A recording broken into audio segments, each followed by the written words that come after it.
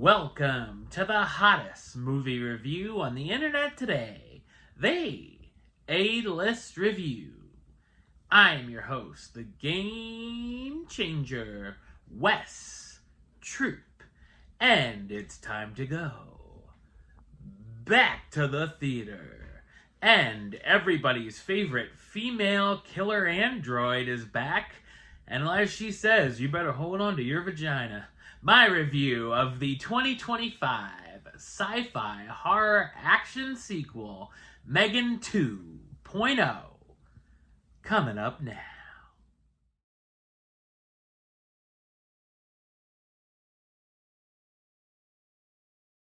Two years after Megan's rampage, her creator, Gemma, resorts to resurrecting her infamous creation in order to take down Amelia, the military-grade weapon who was built by a defense contractor who stole Megan's underlying tech.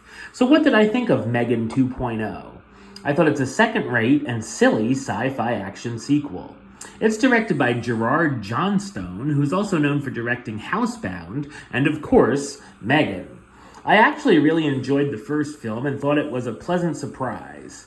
This go-around, the film flips genres, and instead of a horror with some satire, it's more of an action comedy.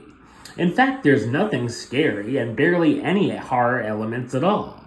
Much like the first, though, the film would have benefited from an R rating, as there's a ton of off-screen deaths and feels even more edited down than the original. The action sequences are all rather generic, and the robot-on-robot battles between Megan and Amelia are the highlight. There's a lot more Gemma, who even gets an action sequence, which is a head-scratcher, until I remembered that Allison Williams is a producer on the project. There's also more focus on Gemma's friends and co-workers, Cole and Tess, which isn't always a plus. There's also an FBI agent that comes and goes that's just an awful character.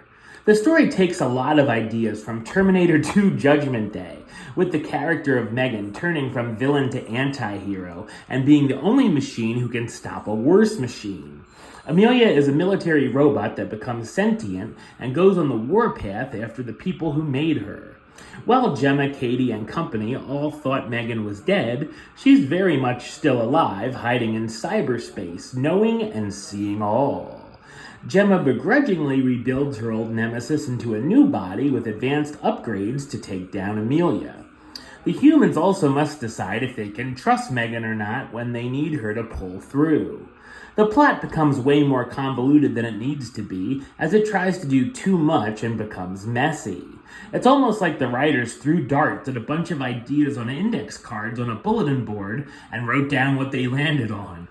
The film overdoes it a little too much on the comedy, and while some things are funny, others are groaners that fell flat on their face. Megan's snarky one-liners are still good though, at least. Much like the first film's inclusion of satire, there's some along the way here as well, with what it has to say about the internet, electronics, and AI.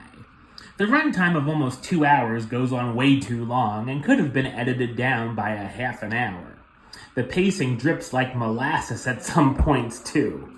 The cast stars Allison Williams as Gemma, the roboticist and activist for ethical usage of AI who's Megan's creator, Violet McGraw as Katie, Gemma's niece, Amy McDonald and Jenna Davis as the body and voice of Megan, the powerful robotic doll brought back to life, Ivana Sokno as Amelia, the hostile new robot who becomes self-aware and Megan's new rival, and Jermaine Clement as Alton Appleton, the corrupt tech billionaire whose company has made breakthroughs in biomechatronics.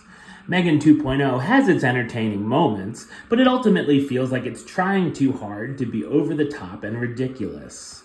Number-wise, I'm going to give it a 5 out of 10, which gives it the A-list rating of meh. Meh for Megan. It's okay. Alright, well that's the show. I'll be back with another review very soon. But until then, don't forget to like, comment, and subscribe right here on YouTube. YouTube.com/Westside515. Like the show on Facebook, Facebook.com/WestTroopAlist. And of course, you can follow me on the Instagram and Letterboxd at Wes A List. Until next time, Troop out.